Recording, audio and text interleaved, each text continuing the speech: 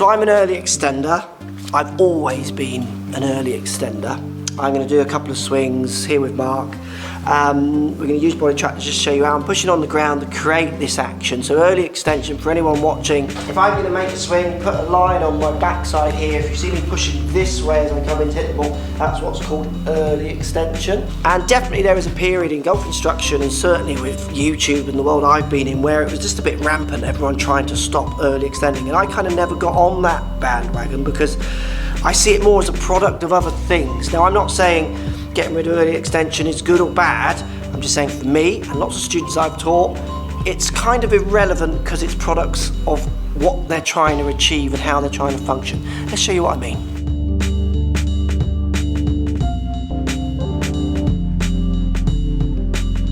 Right, I'm going to do 2 swings. Right, for Mark here, we're going to measure on the body track.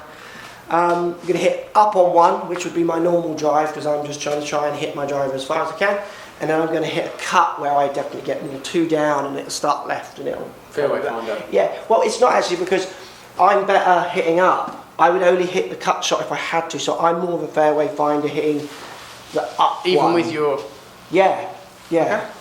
So that's one of my luckier things in golf. I've always been a hit up and out guy. That's how I want to hit it. So I'm forcing myself to hit the other shot, and that one feels not as fairway findy as the other one, but that's pure luck.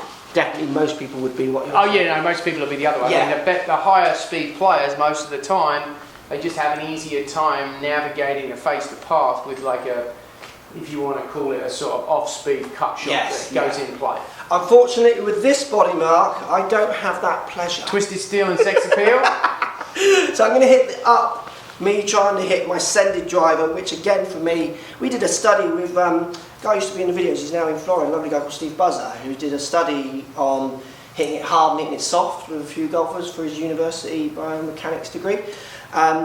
And I was no difference hitting it hard or soft. Yeah, and some people aren't. There's some people that... Coach Lockie plays in our videos, who misses the planet, He's different. when he was in it soft, like forget it, like everywhere, he was better when he hit it hard. Yeah, and I think some people are like that. Yeah. Some people just match the face and path better when they're going hard, if they're a high speed guy. Yeah. Inherently like fast twitch, Yeah, and then some people like just mosey along and they're better swinging it soft and coasting. So everybody's different. So don't think, got to swing slow to be accurate. Some people are actually better when they're faster. Well, you've seen it in lessons. I've done lessons with people, you give them a drill and they go, I just do one in slow motion, and I hate that. I think, well, don't do it in slow motion.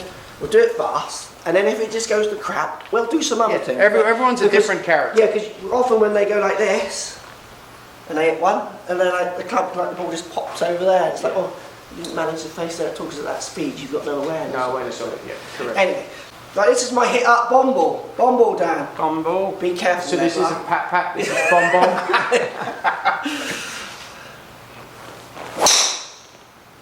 So that's me hitting up and nearly out. I call it slightly out here, which is why it started left. But that's me feeling like I'm going to try and hit it. Yep. We'll look at the trace in a second. I'll hit one more. And now this one is going to be my cut ball. So the biggest thing I feel difference in these two is my angle of attack just completely changes. So you control all of this purely thinking about angle of attack as your cue. Like it's down or up. Yeah, that's a big factor of it, and then it links to many things. So I'm going to hit my cut now. I'm going to start more level shouldered, like you mentioned in another video. Yep. I'm going to feel like I turn less this way, more this way. Yep, makes But sense. when I'm hitting my big bomb ball, I'm going to go whoop, Get far and then I'm behind going to turn back here, and then which you'll see from the trace, I'm sure in a second, I'm going to then go launch at it. Yep. So yes, angle of attack is very much in there. Yep. What's interesting, before launch monitors came along, I would never have been able to articulate that, but I was still thinking the same way. Yep. Okay. Which is, I think, So always kind of up and right, down and left type deal. Yeah, makes sense. Absolutely. So this is my cut ball.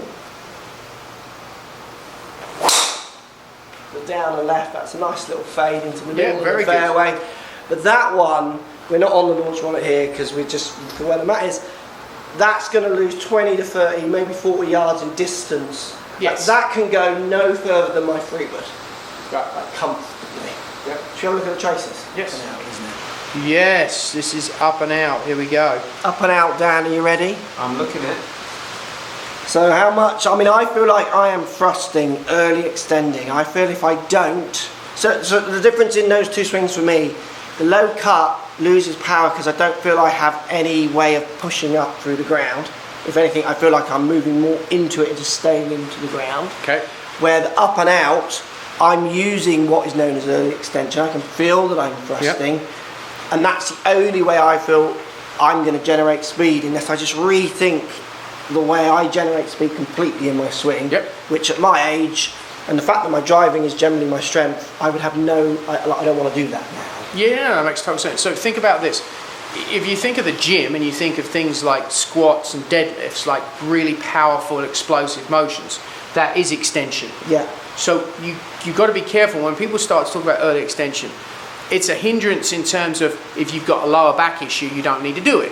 But if you're someone that's trying to generate distance, absolutely, because it's your ability to jump and push up. And so I tell everyone, this is what you're going to see, and you do early extend, but it suits someone who's trying to hit more of a high draw and generate much more speed. The more you can do that, the better that's going to be for you as a player, especially if you want to hit the ball starting right and curving to the left, and you're maximizing your speed. Because what happens is, as you push up off the ground, that's then going to create the club down the bottom. You're going to create more speed because this is decelerating, which is in effect going to accelerate the club. Absolutely, you get that throw out. You also have the ability to shift your pelvis and allows you to hit up on it. Yeah. You're very fortunate that you got a good club face to path. Yeah. So again, it goes back to your videos. It has to be in everyone. Any video you make, just put that in there because it's so true for the viewers. But for the average viewer, like if you'd categorize you as an elite player, right? Because you're a scratch golfer. The key here though is to understand the average golfer that will early extend, a lot of times they have a lot of heel hits, and now instead of a high draw, they get these heel blocks and they get a lot of gear effect cut shots, and it's really hard for them to play golf.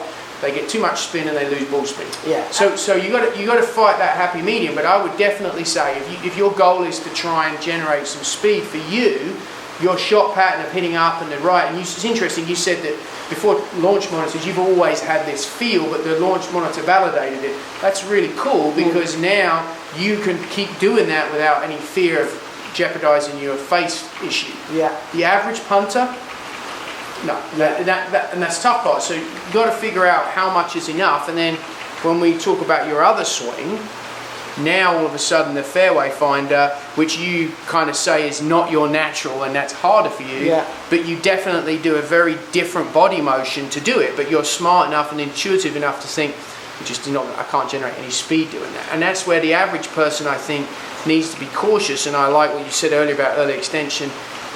If you don't have an abundance of speed, just understand that yes, getting rid of early extension might improve your impact location, but it's greatly going to diminish your speed. And at the end of the day, we talked about this earlier too, strokes gain distance. Yeah. Massive.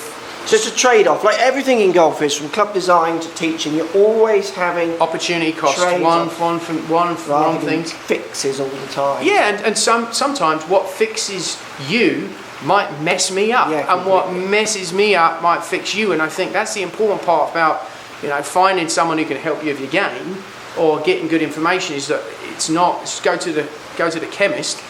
You take the wrong medicine, it get you really sick, but it could cure a lot of other people. And I think that's where we all lose sight of that. And we're all trying to get better, right, as coaches, and that's what you're trying to do with the content. So for you are a lucky sod because you can hit up and right and manage the face. Yeah, I mean the other interesting thing with the back, relating it to the saving the back, which is lots of the craze about early extension. Yes, it's medical. Well, for me, when we go on these trips, the thing I have to manage is my back.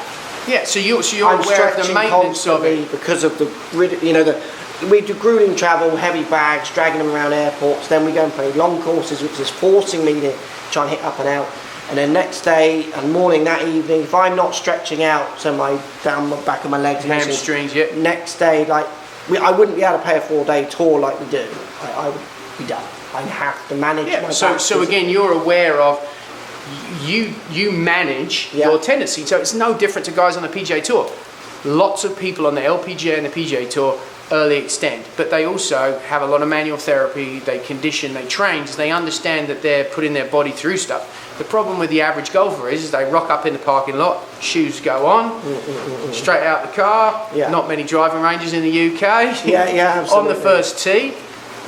As soon as they're extending away, then the back may go, or then they go have a few swifters at the bar afterwards, trunk slam it, go home, and then they do the same thing again, and then that cycle eventually is the compounding of that is like bam, the back goes. And so as long as you're aware of it, if you want to hit it further, this and pushing is a good thing.